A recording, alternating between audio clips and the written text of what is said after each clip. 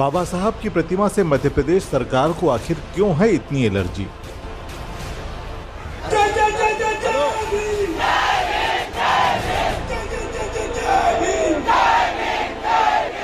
मामला है खरगोन जिला मुख्यालय से 6 किलोमीटर दूर मेन गांव पिपरटा में अनुसूचित जाति जनजाति संघर्ष मोर्चा के रमाबाई अंबेडकर जन्म महोत्सव पखवाड़े में शनिवार को डॉक्टर भीमराव अंबेडकर प्रतिमा का अनावरण कार्यक्रम आयोजित था,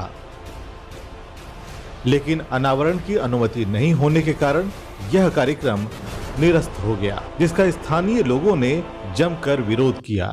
प्रशासन तेरी तानाशाही नहीं चलेगी, नहीं चलेगी। प्रशासन तेरी तानाशाही नहीं चलेगी, नहीं चलेगी। जब जुल्म करेगा सत्ता के गलियारों से, कार्यक्रम स्थल पर दिन भर पुलिस बल तैनात रहा। लोगों ने प्रतिमा के ऊपर का पर्दा हटा दिया। कार्यक्रम में बतौर मुख्य अतिथि डॉक्टर भीमराव अंबेडकर के पड़पोते व भारतीय बौद्ध महासभा के राष्ट्रीय अध्यक्ष राजरत्न अंबेडकर कार्यक्रम में शामिल होने आए थे। माता रमाई के जयंती के उपलक्ष्य में हम लोग यहाँ पर डॉक्टर बाबा साहब अंबेडकर जी के प्रतिमा का अनावरण करने के लिए यहाँ पर उपस्थित हुए, लेकिन 2 दिन पहले ही मुझे खबर आई कि आज यहाँ पर डॉक्टर बाबा साहब अंबेडकर जी के प्रतिमा का अनावरण करने की अनुमति प्रशासन ने नहीं दी है। और इसलिए जब मुझे आमंत्रित किया गया कि आपको बाबा साहब की प्रतिमा का अनावरण करना है, मैंने पूछा क्या अनुमति मिल गई है, तो इन्होंने कहा कि नहीं। देखिए, मैं पूरे विश्व में घूमता हूं, बाबा साहब अंबेडकर जी की प्रतिमा का अनावरण करने के लिए, उद्घाटन करने के लिए मुझे यूएस में बुलाया जाता है, ऑस्ट्रेलिया में बुलाया जाता है, कनाडा में बुलाया जाता है। बाबा साहब अंबेडकर जी की पूरे विश्व में जितने महापुरुष नहीं होंगे, उतनी मूर्तियां बाबा साहब अंबेडकर जी की पूरे विश्व में है। आज मैं मध्य प्रदेश के धरती पर हूं। यह ऐसा राज्य है जहां पर डॉक्टर बाबा साहब अंबेडकर जी का जन्म हुआ। कुछ ही दूरी पर बाबा साहब अंबेडकर जी की जन्मभूमि है। एक तरफ जापान में डॉक्टर बाबा साहब अंबेडकर जी की प्रतिमा लगाई है। यूएस में कोलंबिया यूनिवर्सिटी में है, ऑस्ट्रेलिया में है, कनाडा में है, दुबई में है। पूरे विश्व में डॉक्टर बाबा साहब अंबेडकर जी की प्रतिमा है। 4 साल पहले डॉक्टर बाबा साहब अंबेडकर जी को अभिवादन करते समय बराक ओबामा का नाम पता है आपको? US ex president Barack Obama Baba Sahab Ambedkar जी को अभिवादन करते समय कहते हैं कि अगर डॉक्टर बाबा साहब अंबेडकर हमारे देश में पैदा होते तो हम इस सूरज का नाम बदलकर उसको अंबेडकर करते। एक तरफ पूरा विश्व डॉक्टर बाबा साहब अंबेडकर जी को इतना मान सम्मान देता है, पूरा विश्व डॉक्टर बाबा साहब अंबेडकर जी को मान सम्मान देता है, और जिस राज्य में डॉक्टर बाबा साहब अंबेडकर जी का जन्म हुआ है, उस राज्य में बाबा साहब के मूर्ति का अनावरण की अनुमति नहीं मिलती। ये शर्म की बात है आपके कलेक्टर के लिए, आपके प्रशासन के लिए, और इस मध्य प्रदेश के सीएम के लिए। जिस एग्जाम को पास करके आप कलेक्टर बने हो, उस एग्जाम का नियोजन भी बाबा साहब अंबेडकर ने किया हुआ। पब्लिक सर्विस कमीशन का नियोजन भी बाबा साहब ने किया हुआ। अरे उनकी बदौलत ये लाल गाड़ियों में घूम रहे हो। ये नागपुर के कैमरे लगे हुए देखो पीछे। आज मुझे डॉक्टर बाबा साहब अंबेडकर जी के, मैंने अनावरण नहीं किया, मैं गया नहीं और जाऊंगा भी नहीं, जब तक कलेक्टर इज्जत से फिर नहीं बुलाता तब तक नहीं जाऊंगा। 1924 में जब महाड़ के चौदार तालाब का पानी पीने की अनुमति उस समय के म्युनिसिपालिटी, जैसे आज आपकी ग्राम पंचायत ने आपको अनुमति दे दी थी, उस समय के ग्राम पंचायत ने अनुमति दे दी थी कि यह तालाब आज से सबके लिए खुला है। लेकिन वहां का सवर्ण उसको लगा इन लोगों को कैसे अधिकार दे। हमारा समाज डरा हुआ था, हमारे लोग डरे हुए थे। बाबा साहब ने देखा 1924 चली गई, 1925 चला गया। ये लोग इंसान हैं, 2 हाथ 2 पैर वाले इंसान हैं। जानवर पानी पी रहा है लेकिन इंसान पानी नहीं पी रहा है। बाबा साहब ने क्या किया? छोटे छोटे मीटिंगें ली, सभा ली और इन लोगों को इकट्ठा किया, इन लोगों में जान फूकी और 20 मार्च 1927 को इन सभी को इकट्ठा करके बाबा साहब उस पहाड़ के चौदार तालाब पर गए। पहले बाबा साहब ने पानी पिया और बाबा साहब को देखते देखते 50,000 लोगों ने पानी पिया। ये पानी पीने का आंदोलन बाबा साहब नहीं कर रहे थे। आज आप यहां पर बाबा साहब की प्रतिमा का अनावरण कर रहे हो।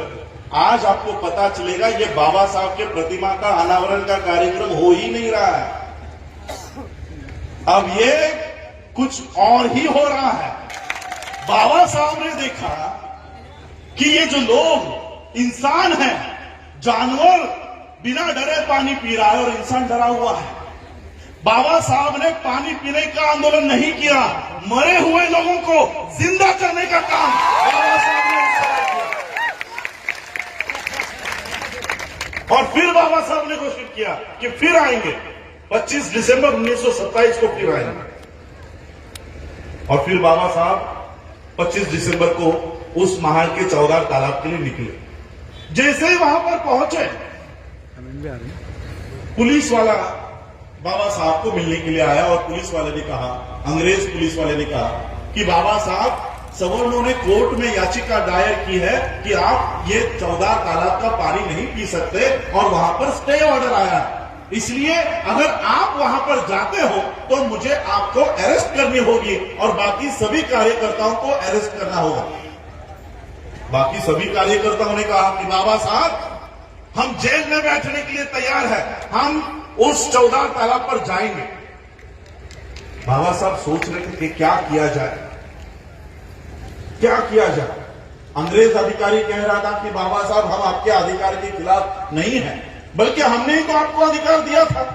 लेकिन यहां के सवर्णों ने आपके खिलाफ कोर्ट में याचिका की है और आपको रोक लगाई। बाबा साहब ने सोचा कि ये जो सवर्ण है, ये सवर्ण क्यों हमें पानी पीने नहीं दे रहा?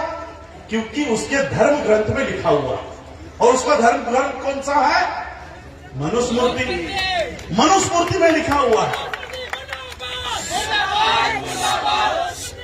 जब बाबा साहब को पता चला कि इस मनुस्मृति के कानून के अनुसार हमको पानी पीने के लिए जाने से मनाही किया जा रहा है, तब बाबा साहब महाड़ के चौदार तालाब पर नहीं गए, बल्कि उस मनुस्मृति को बाबा साहब ने जला दिया कि इस मनुस्मृति के लिए आप हमको पानी पीने नहीं दे रहे हो, इस मनुस्मृति के लिखे हुए कानून के लिए आप हमको महाड़ के चौदार तालाब पर जाने के लिए नहीं दे रहे हो।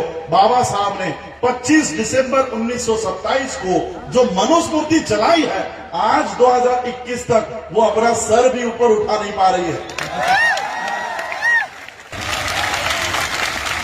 मनुस्मृति के अनुसार हम लोगों को पैसा इकट्ठा करने का अधिकार नहीं है, नौकरी करने का अधिकार नहीं है, व्यवसाय बिजनेस करने का अधिकार नहीं है। अगर हम लोगों के पास पैसे ही नहीं हो तो टैक्स किसके ऊपर भरेंगे? टैक्स की रिसीट कहां से लाएंगे? और राजा महाराजा तो हम लोग को है ही नहीं, तो हमको तो वोट का अधिकार ही नहीं मिलेगा। तो अंग्रेजों ने बाबा साहब से पूछा, तो बाबा साहब, आपके लोगों को अगर वोट देने का अधिकार देना है तो हमें क्या करना होगा? बाबा साहब ने कहा, एक तो हम आपको 8वीं पास होने का सबूत नहीं दिखा सकते, इनकम टैक्स की, प्रॉपर्टी टैक्स की रिसीट नहीं दिखा सकते, लेकिन एक बात जरूर आपको साबित करके देंगे। अंग्रेजों ने कहा, कौन सी? बाबा साहब ने कहा, हम इस देश में पैदा हुए हैं, हर साल हमारी उम्र बढ़ती है और इसलिए अगर आपको इस देश में वोट देने का अधिकार देना है तो हमारे उम्र के आधार पर दीजिए, हमारी उम्र के आधार पर दीजिए। बाबा साहब अम्बेडकर जी के इस बात को मानते हुए अंग्रेजों ने एडल्ट फ्रेंचाइज नाम का कानून तैयार किया। आज भी ये एडल्ट फ्रेंचाइज इस देश में लागू है। उस समय अंग्रेजों ने 21 साल के हर स्त्री को और हर पुरुष को वोट देने का अधिकार दे दिया। ये डॉक्टर बाबा साहब अम्बेडकर जी की वजह से हम लोगों को, सभी भारत के लोगों को वोट देने का अधिकार प्राप्त हुआ। लेकिन क्या ये अधिकार हम लोग सुरक्षित रख पाए? अभी तो चलो, जैसे हम कहते हैं कि तोते की वो जो राक्षस की जान तोते में होती है, वैसे मोदी जी की जान ईवीएम में है।